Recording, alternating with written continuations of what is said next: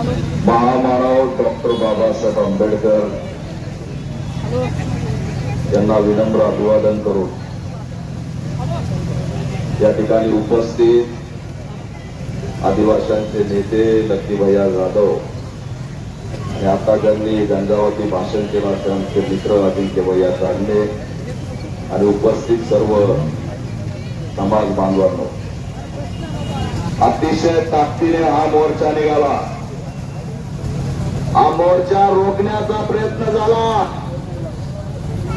पण हा आमचा ठाण्यावाग युवराजराव सगळ्याच्या पापाला पुरून उरला आणि मोर्चा अरे गाड्या आडव्या घातल्या, रिक्षा आडवे घातले, स्टेजला विरोध केला.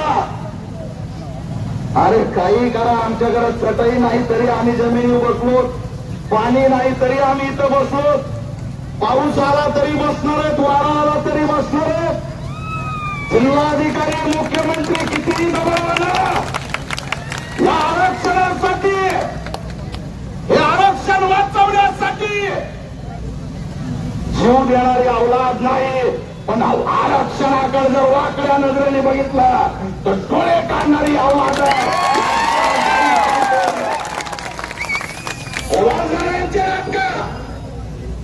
देवाला की मला आरक्षण दे, देवाला की मला आरक्षण दे. तुमच्या या बापाची पेंड आहे का? खोटं भरायचं साधन आहे का आरक्षण? खोटं भरायचं साधन आहे का? अरे आमच्या या बहिणीचे चेहरे बघा, त्या लेकरांचे चेहरे बघा, या भिल्ल आदिवासी सगळ्या आमच्या समाजाचे चेहरे बघा. आजही आमच्या जगणं कुपोषितांसारखं जगणं काय परिस्थिती आहे. आज या पारधी समाजाचं घर झालं होतं, किती जणांना माहिती इथं कोण आलं होतं जाऊन? ठाण्या वाघ ही पक्षीदार जाऊन आला होता.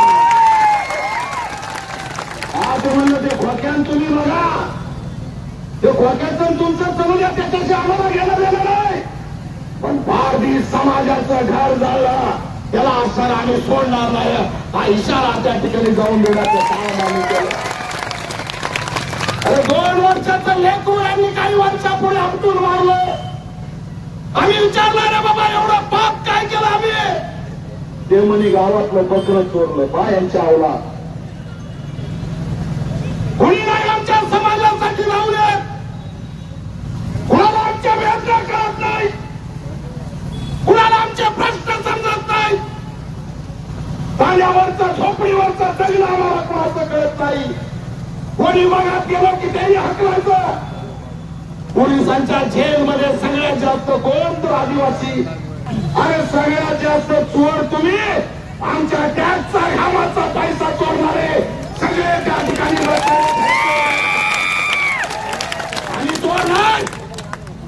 तुम्ही आमचा हक्क चोरलाय, तुम्ही आमचा अधिकार चोरलाय, तुम्ही आमच्या असणाऱ्या बापाने दिलेला आमचा जेल जमीन माती सगळं चोरलंय.